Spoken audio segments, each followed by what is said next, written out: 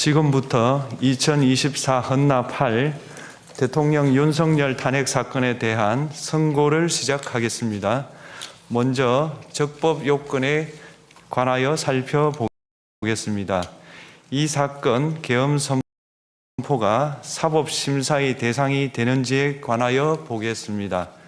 고위공직자의 헌법 및 법률 위반으로부터 헌법 질서를 수호하고자 하는 탄핵 심판의 취지를 고려하면 이 사건 계엄 선포가 고도의 정치적 결단을 요하는 행위라 하더라도 그 헌법 및 법률 위반 여부를 심사할 수 있습니다. 국회 법사의 조사 없이 이 사건 탄핵 소추안을 의결한 점에 대하여 보겠습니다. 헌법은 국회의 소추 절차를 입법에 맡기고 있고 국회법은 법사위 조사 여부를 국회의 재량으로 규정하고 있습니다. 따라서 법사위의 조사가 없었다고 하여 탄핵 소추 의결이 부적법하다고 볼 수 없습니다. 이 사건 탄핵 소추안의 의결이 일사부재의 원칙에 위반되는지 여부에 대해서 보겠습니다. 국회법은 부결된 안건을 같은 회기 중에 다시 발의할 수 없도록 규정하고 있습니다. 피청구인에 대한 1차 탄핵 소추안이 제418회 정기회 회기에 투표 불성립되었지만 이 사건 탄핵 소추안은 제419회 임시회 회기 중에 발의되었으므로 일사부재의 원칙에 위반되지 않습니다. 한편 이에 대해서는 다른 회기에도 탄핵 소추안의 발의 횟수를 제한하는 입법이 필요하다는 재판관 정형식의 보충 의견이 있습니다. 이 사건 계엄이 단시간 안에 해제되었고 이로 인한 피해가 발생하지 않았으므로 보호 이익이 헌결되었는지 여부에 대해서 보겠습니다. 이 사건 계엄이 해제되었다고 하더라도 이 사건 계엄으로 인하여 이 사건 탄핵 사유는 이미 발생하였으므로 심판의 이익이 부정된다고 볼 수 없습니다. 소추 의결서에서 내란죄 등 형법 위반 행위로 구성하였던 것을 탄핵 심판 청구 이후에 헌법 위반 행위로 포섭하여 주장한 점에 대하여 보겠습니다. 기본적 사실관계는 동일하게 유지하면서 적용 법조문을 철회, 변경하는 것은 소추사유의 철회, 변경에 해당하지 않으므로 특별한 절차를 거치지 않더라도 허용됩니다. 피청구인은 소추사유에 내란죄 관련 부분이 없었다면 의결 정족수를 충족하지 못하였을 것이라고 주장하지만 이는 가정적 주장에 불과하며 객관적으로 뒷받침할 만한 근거도 없습니다. 대통령의 지위를 탈취하기 위하여 탄핵 소추권을 남용하였다는 주장에 대하여 보겠습니다. 이 사건 탄핵 소추안의 의결 과정이 적법하고 피소추자의 헌법 또는 법률 위반이 일정 수준 이상 소명되었으므로 탄핵 소추권이 남용되었다고 볼 수 없습니다. 그렇다면 이 사건 탄핵 심판 청구는 적법합니다. 한편 증거법칙과 관련하여 탄핵 심판 절차에서 형사소송법상 전문 법칙을 완화하여 적용할 수 있다는 재판관 이미선, 김형두의 보충 의견과 탄핵 심판 절차에서 앞으로는 전문 법칙을 보다 엄격하게 적용할 필요가 있다는 재판관 김복형, 조한창의 보충 의견이 있습니다. 다음으로 피청구인이 직무집행에 있어 헌법이나 법률을 위반하였는지 피청구인의 법 위반 행위가 피청구인을 파면할 만큼 중대한 것인지에 관하여 살펴보겠습니다. 우선 소추 사유별로 살펴보겠습니다. 1. 이 사건 계엄 선포에 관하여 보겠습니다. 헌법 및 계엄법에 따르면 비상계엄 선포의 실체적 요건 중 하나는 전시, 사변 또는 이에 준하는 국가 비상사태로 저가 교전 상태에 있거나 사회 질서가 극도로 교란되어 행정 및 사법 기능의 수행이 현저히 곤란한 상황이 현실적으로 발생하여야 한다는 것입니다. 피청구인은 야당이 다수 의석을 차지한 국회의 이례적인 탄핵소추 추진, 일방적인 입법권 행사 및 예산 삭감 시도 등의 전횡으로 인하여 위와 같은 중대한 위기사항이 발생하였다고 주장합니다. 피청구인의 취임 후 이 사건 계엄 선포 전까지 국회는 행안부 장관, 검사, 방통위위원장, 감사원장 등에 대하여 총 22건의 탄핵소추안을 발의하였습니다. 이는 국회가 탄핵소추 사유의 위헌위법성에 대해 숙고하지 않은 채 법 위반의 의혹에만 근거하여 탄핵심판 제도를 정부에 대한 정치적 압박 수단으로 이용하였다는 우려를 낳았습니다. 그러나 이 사건 계엄 선포 당시에는 검사 1인 및 방통위위원장에 대한 탄핵심판 절차만이 진행 중이었습니다. 피청구인이 야당이 일방적으로 통과시켜 문제가 있다고 주장하는 법률안들은 피청구인이 제의를 요구하거나 공포를 보류하여 그 효력이 발생되지 않은 상태였습니다.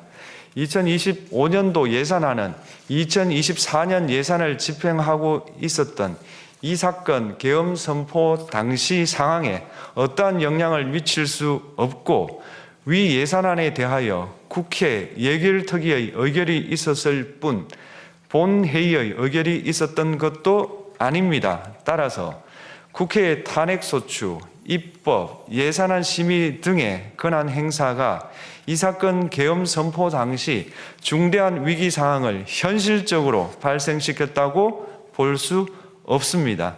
국회의 권한 행사가 위법, 부당하더라도 헌법재판소의 탄핵 심판, 피청구인의 법률안 제의 요구 등 평상시 권력 행사 방법으로 대처할 수 있으므로 국가 긴급권의 행사를 정당화할 수 없습니다.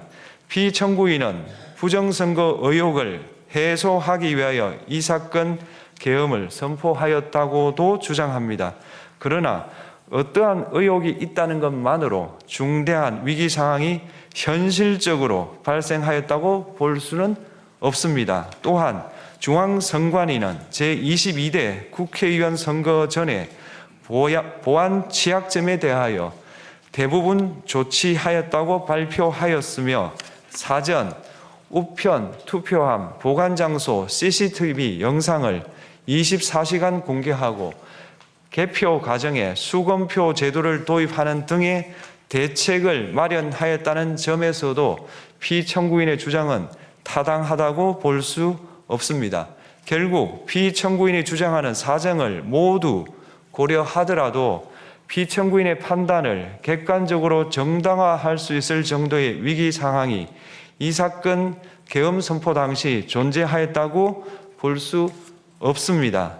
헌법과 계엄법은 비상계엄 선포의 실체적 요건으로 병력으로서 군사상의 필요에 응하거나 공공의 안정질서를 유지할 필요와 목적이 있을 것을 요구하고 있습니다. 사법적 수단을 통하여 해결하여야 할 문제이지 병력을 동원하여 해결할 수 있는 것이 아닙니다.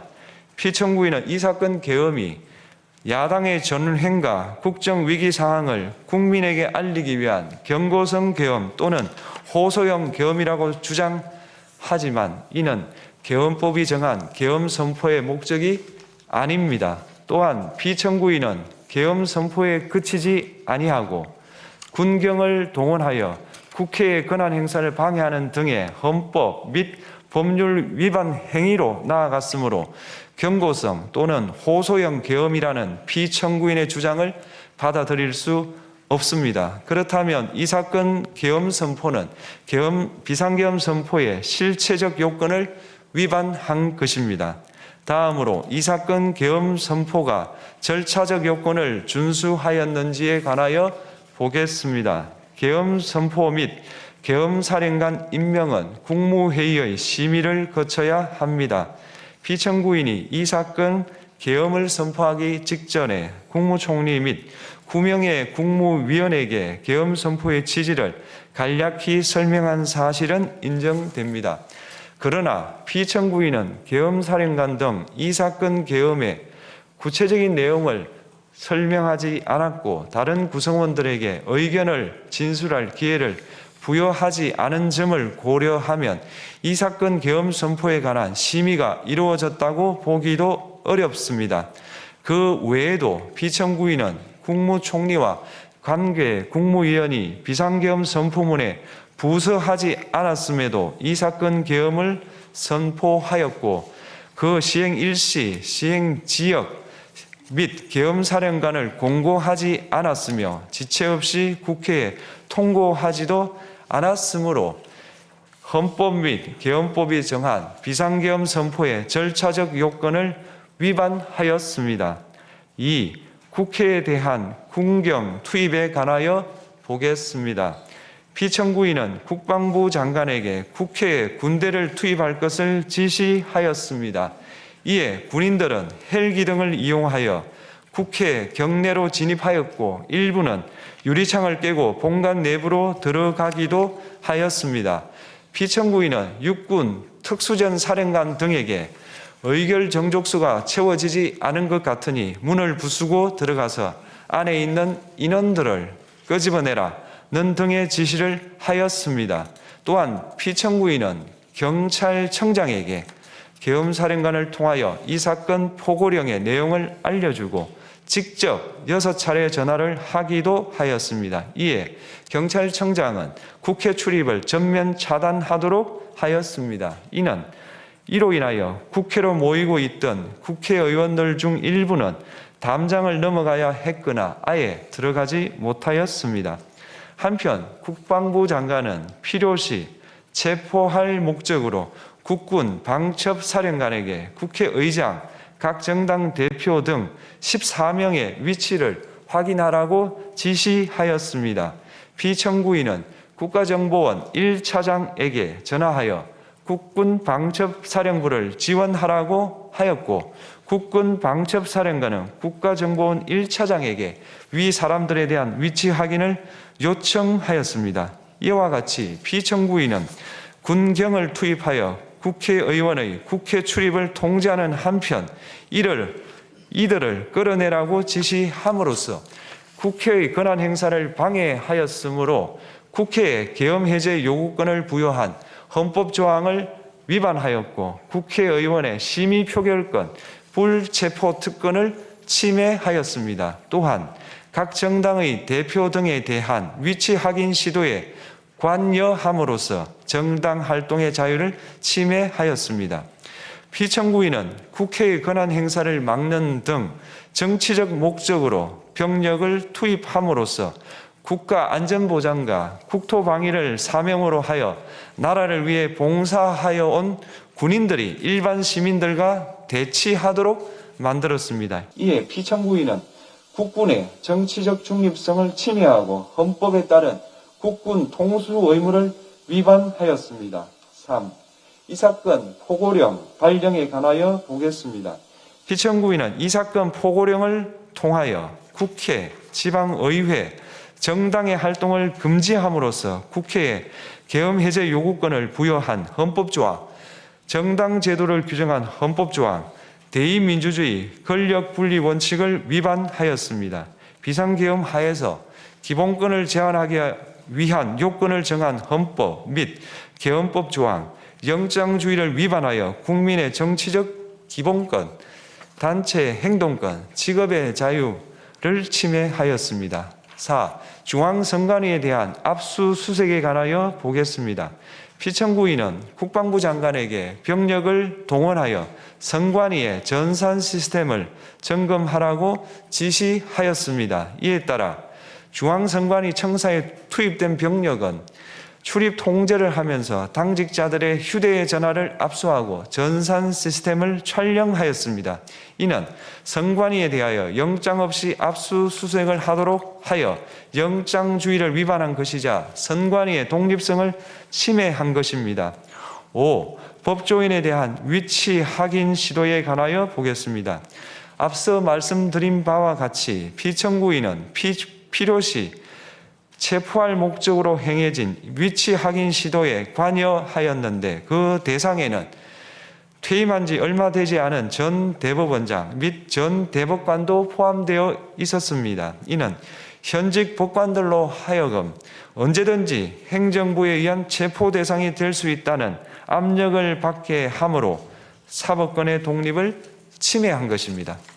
지금까지 살펴본 피청구인의 법 위반 행위가 피청구인을 파면할 만큼 중대한 것인지 관하여 보겠습니다.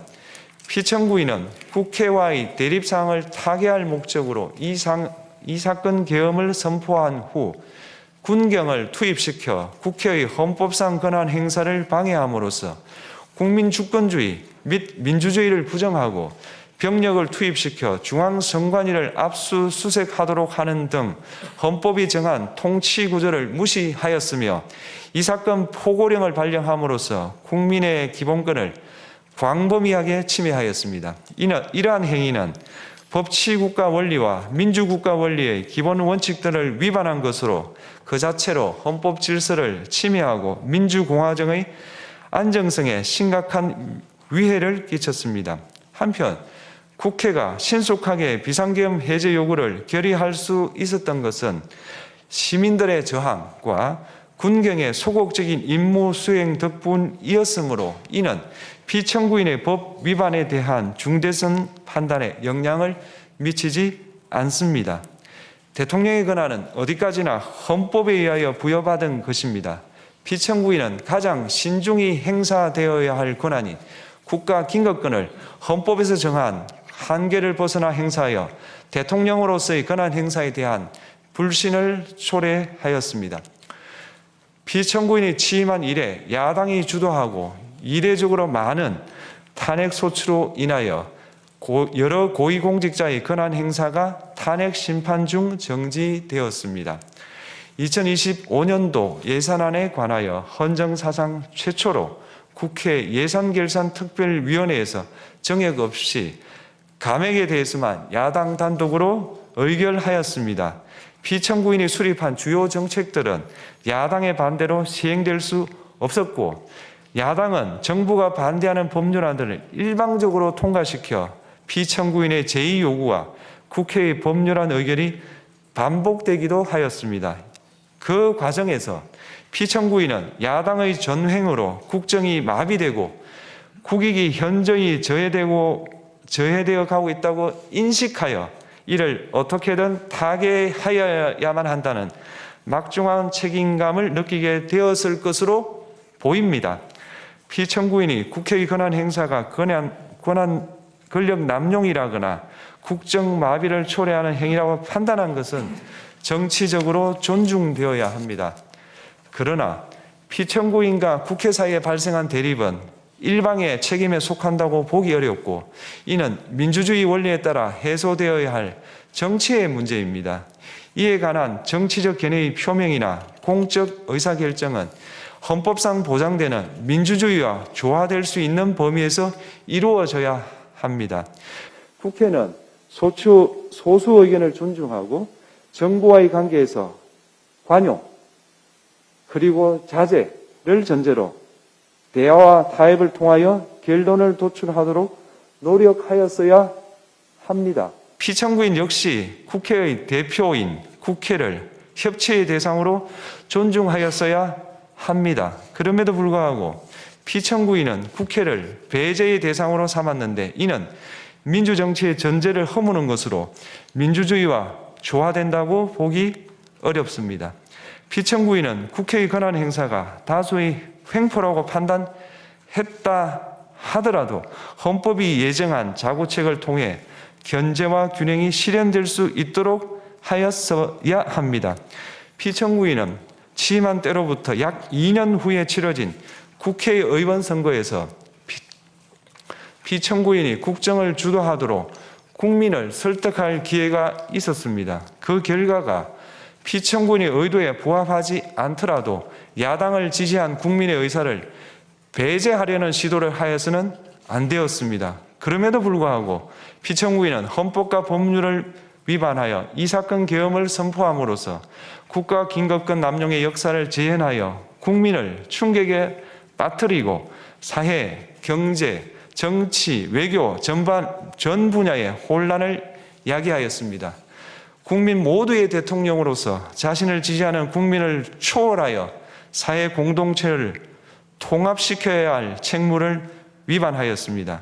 군경을 동원하여 국회 등 헌법기관의 권한을 훼손하고 국민의 기본적 인권을 침해함으로써 헌법소의 책무를 저버리고 민주공화국의 주권자인 대한국민의 신임을 중대하게 배반하였습니다. 결국 피청구인의 위법 행위는 국민의 신임을 배반한 것으로 헌법소의 관점에서 용납될 수 없는 중대한 법 위반 행위에 해당합니다.